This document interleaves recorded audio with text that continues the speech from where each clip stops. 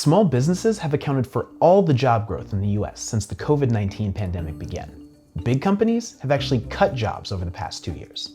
Alphabet, the parent company of Google, is cutting 12,000 jobs. Microsoft plans to cut 10,000 employees, about 5% of its workforce. This could become a serious problem if the economy slows down this year, as small businesses are typically the first and worst hit in downturns. I'm going to tell you what's been happening in the labor market, why 2023 could be a tough year for small businesses, and why that could spell trouble for the US economy as a whole.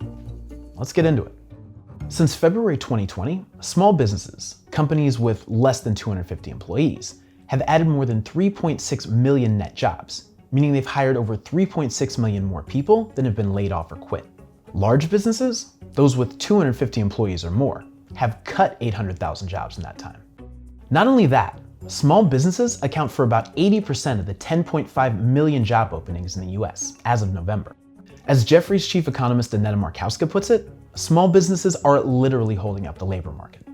She says this was largely the result of government stimulus programs that boosted small businesses' revenue and spurred them to jumpstart hiring. The SBA, that's the U.S. Small Business Administration, is offering low interest rate federal disaster loans for businesses suffering as a result of the coronavirus. But things could go south in 2023.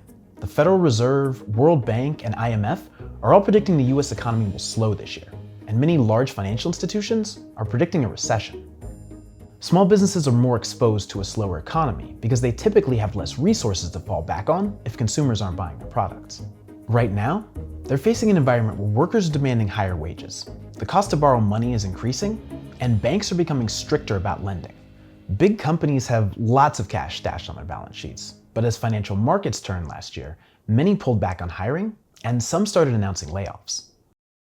Small businesses have carried the torch, but data from the Bureau of Labor Statistics show hiring slowed in the last few months of the year. While large firms can increase their cash buffers by borrowing money through capital markets, selling bonds, and issuing new shares of stock, small companies typically rely on bank loans and the immediate cash from their sales. And banks are tightening their lending standards and making fewer loans. If consumers pull back as well, we could see US jobs growth slow to a standstill and even turn negative. Fewer Americans with jobs, combined with less spending, higher borrowing costs, and banks pulling back on lending, is a recipe for recession. So clearly, small businesses will play a big role in the health of the US economy this year. You might want to think like rapper 21 Savage, who said on his recent track with Nas, "Forget the jewelry, I'd rather buy land and invest successfully." That's all for now. See you next time.